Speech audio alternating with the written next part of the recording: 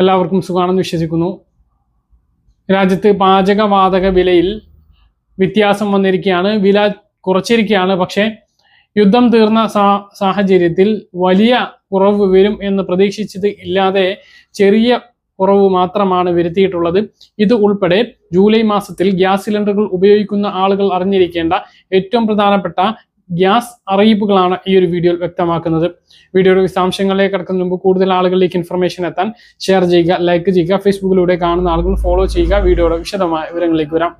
Hormuz കടലിടുക്ക് തുറക്കുകയും യുദ്ധഭീതി ഒഴിഞ്ഞതിനെ തുടർന്ന് ആഗോള വിപണിയിൽ എണ്ണ വില കുത്തനെ താഴ്ന്നിട്ടും നമ്മുടെ രാജ്യത്ത് ഗ്യാസ് സിലിണ്ടർ വിലയിൽ കാര്യമായിട്ടുള്ള കുറവുണ്ടായില്ല. വാണിജ്യ സിലിണ്ടറിന് 1500 രൂപയാണ് യുദ്ധ സാഹചര്യത്തിൽ കൂട്ടിയത്. വീടുകളിൽ ഉപയോഗിക്കുന്ന ഗാർഹിക സിലിണ്ടറിന് 100 രൂപയിലധികം വർദ്ധിപ്പിച്ചിരുന്നു. എന്നാൽ യുദ്ധഭീതി ഒഴിയുമ്പോഴും വില കുറയ്ക്കാൻ കേന്ദ്ര സർക്കാർ ഇപ്പോൾ തയ്യാറായിട്ടില്ല. വാണിജ്യ സിലിണ്ടറിന് കേവലം 183 രൂപ 50 പൈസ മാത്രമാണ് കുറച്ചിട്ടുള്ളത്.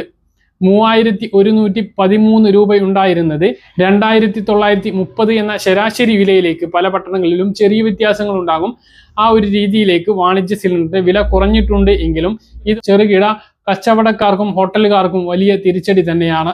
1000 രൂപയോളം കുറയും എന്നായിരുന്നു പ്രതീക്ഷിച്ചിരുന്നത്. അത്തരത്തിലുള്ള റിപ്പോർട്ട് ഉണ്ടായിരുന്നു. 500നും 1000നും ഇടയിലായിട്ട് പാചകവാതകത്തിന് വില കുറയും എന്നായിരുന്നു റിപ്പോർട്ടുകൾ വന്നിരുന്നത്. പക്ഷേ എണ്ണ കമ്പനികൾ കുറച്ചിട്ടുള്ളത് കേവലം 183 രൂപ 50 പൈസയാണ്. വളരെ ദയനീയമായിട്ടുള്ള, വളരെ ക്രൂരമായിട്ടുള്ള നടപടിയാണ് ഈ ഒരു സാഹചര്യത്തിനും ഉള്ളത്. ആഗോള വിപണിയിൽ പകുതിയോളം വില കുറഞ്ഞ സാഹചര്യത്തിലാണ് ഈ ഒരു ഇടപാട് എന്നുള്ളത് ഓർക്കേണ്ടതാണ്. അതേസമയം വീടുകളിൽ ഉപയോഗിക്കുന്ന ഗാർഹിക സിലിണ്ടറിന്റെ വിലയിൽ മാറ്റം വരുത്തിയിട്ടില്ല. Subsidy cylinder 4 വെട്ടിച്ചുരുക്കിയിരുന്നു. അതിൽ മാറ്റവും വന്നിട്ടില്ല. നിലവിൽ യുദ്ധ സാഹചര്യത്തിന് മുമ്പുണ്ടായിരുന്ന സ്ഥിതിയിലേക്ക് സിലിണ്ടറിന്റെ നിയന്ത്രണങ്ങൾ എടുത്തു കളഞ്ഞത് കഴിഞ്ഞ ദിവസമായിരുന്നു. അത് വാണിജ്യ സിലിണ്ടറിന് മാത്രമാണ്. അതേസമയം വീടുകളിൽ ഉപയോഗിക്കുന്ന സിലിണ്ടറിന്റെ ബുക്കിംഗ് നിയന്ത്രണം ഇതുവരെ ഒഴിവാക്കിയിട്ടില്ല. അത് ഒഴിവാക്കും എന്ന് പറഞ്ഞിരുന്നു എങ്കിലും ഇപ്പോഴും ഒഴിവാക്കിയതായിട്ടുള്ള അറിയിപ്പ് വന്നിട്ടില്ല.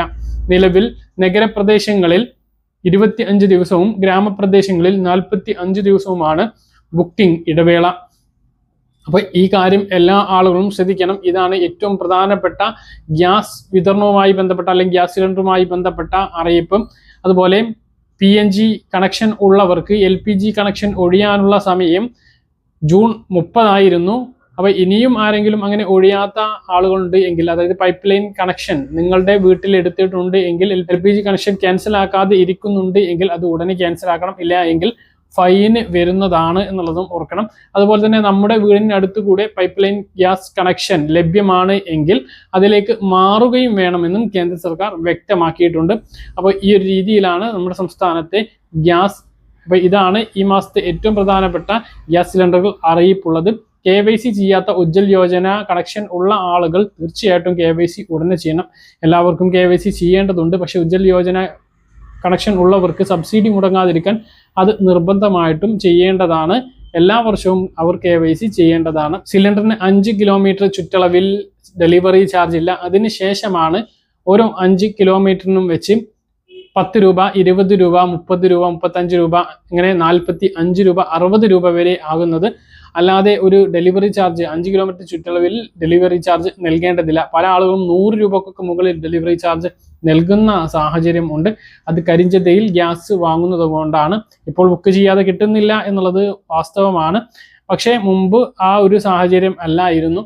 എന്തായാലും നിങ്ങൾ കരിഞ്ചന്തയിൽ വാങ്ങാതെ തികച്ചും ബില്ല് ചോദിച്ച് വാങ്ങിക്കൊണ്ട് തന്നെ ഗ്യാസ് വാങ്ങാൻ വേണ്ടി ശ്രദ്ധിക്കുക.